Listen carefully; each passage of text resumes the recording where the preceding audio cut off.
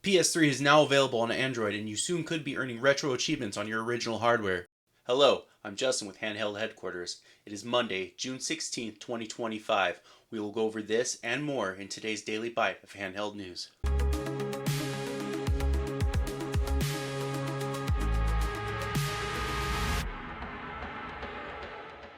Hey everyone, I hope you had an awesome Father's Day.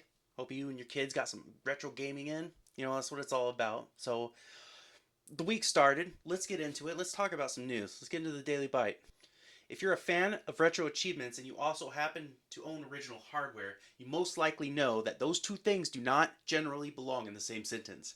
But now, thanks to Fabio, aka Odalot, I think it's pronounced Odalot, a man with a desire and a technical know-how, a solution is already in the working prototype phase. Tito, the YouTube channel Macho Nacho Productions, showcases a functioning NES prototype cartridge adapter that intercepts the game signal and scans for achievements as you play. I highly recommend you give this a look, and it is open source, so if this is something in your wheelhouse, you can assemble your own. They are working on console implementations and smaller profile adapters, but how far this is taken is based on public interest, so let's check it out and give them our support. A PlayStation 3 emulator is now available on the Play Store. It is one of the two PlayStation 3 emulators that have been made available on Android recently. It's called a PS3E. It's still in early development. Although it's based on the awesome RPCS3 project for PC, do not expect the same results and compatibility. There are two versions of the app. There's the blue icon. That's the free app. There's also a gold one that costs $4.99. However, there's no feature differences. If you don't have the money to pay, just get the blue one. The $4.99 is only there to support the developer if you feel the need to. Also, while we're talking about this, don't be fooled. If you search for PS3 emulators on the Google Play Store, you're going to find quite a few. This is the only one that's on the Play Store right now. There is another PS3 emulator for Android that is not on the Play Store. You have to go through GitHub to get that. It's actually been developed by, I think, one of the co-founders of the RPCS3, although none of these are directly affiliated, just to be clear. That one's called RPCSX. I'll link the GitHub to that and the Play Store for the other ones in the description below so you can check them out. Whichever turns out to be better, I'd say the future looks good for PS3 emulation this year. While we're talking about emulation, let's bring it back to PlayStation 1. Duckstation released a pretty major update for all platforms as of 3 days ago. Some updates include adding the ability to hotkey switching discs, smoother scrolling on screens running over 60 Hz, some improvements on how the achievements run, and a ton more optimization. I'll give a link to the changelog below so you can check it out yourself. The Android version of Duckstation is available on the Play Store and appears to match the GitHub version, so no worries there. If you are an Amazon shopper in the United States, you may have noticed that for about a year now, Nintendo products have not been available on Amazon.com.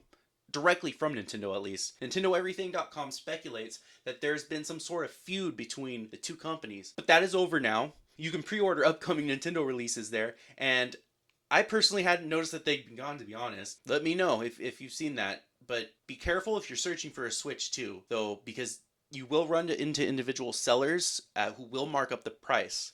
So make sure when you're looking at a listing on Amazon, you're checking, make sure it's sold by Amazon or sold by Nintendo or whatever product you're buying, making sure it's sold by the right person because it's iffy sometimes. The original article regarding this is linked below for NintendoEverything.com. Ioneo said on a tweet overnight they are putting the Pocket S2 up for pre-order. This is going to start Wednesday, June 18th. They haven't had any word on when shipping will start though. The Pocket S2, it's touted to be their flagship Android device. It's got a 1440p IPS screen and runs a Snapdragon S3 Gen 3 processor. Sure looks like it'll be a powerful handheld. Ioneo typically have a price tag to match that power though, so let's find out what it costs. The major thing that bothered me personally about this device though, the Pocket S, it's really flat. Juts out for the shoulders. It's got the stacked shoulder buttons, but everything else is a complete slab. They even say in the product page it's got an ergonomic body design for ultimate comfort, but if you take a look for yourself, I just don't see that being comfortable to hold. If you have a Pocket S, jump in the comments, let me know your opinion on how it feels. But on a slightly more wallet-friendly subject, Anbernic is having their spring sale. Now through the 25th of June, there are site-wide discounts, a few notable markdowns. There's 21% off the RG34XX, 43% off the 351p if you want that Super Nintendo feel, 50% off the RG552. But with this one, remember that the shipping is still high. Some complaints in the comment section state that people are being charged $22 shipping even from the US warehouse, so take that into consideration. Some leaks regarding the upcoming PlayStation Handheld have been revealed over on WCCFtech.com.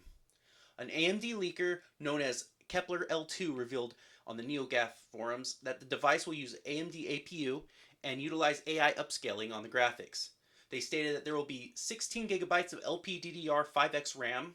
It'll have 1/3 of the memory bandwidth of the PlayStation 5, and to compensate for that bandwidth, there will be 4 megabytes of L2 cache and 16 megabytes of MAL, or Memory Attached Last Layer cache. The handheld will, along with the PlayStation 6, be based on RDNA 5 architecture, according to the leaker. According to the article, this leaker is generally well known and a trusted source for information regarding AMD, but it's best to remember that absolutely none of this information is confirmed by PlayStation. This is all just speculation, so we'll keep an eye on the story. We'll update you as soon as any more information comes through.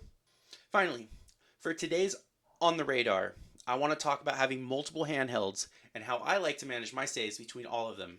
Syncthing. If you haven't heard of it, Syncthing is a program that runs on your PC or server. It acts as a base point to share files between multiple devices. So you can have a Syncthing client on just about any Linux or Android handheld. They will share data almost instantly. This applies for other things too. The process to set up Syncthing is fairly simple, and I can make a guide for you, but there is already a very good written and video guide from Retro Game Core that I will link below. If you are ADHD like me and like to switch around form factors at a moment's notice, having your saves shared around is a useful tool. With that being said, that is going to be it for today's daily bite of handheld gaming news. As always, please like, subscribe, and discuss anything in the comments section. I hope you all have a great start to your week, and I will see you tomorrow. Take care.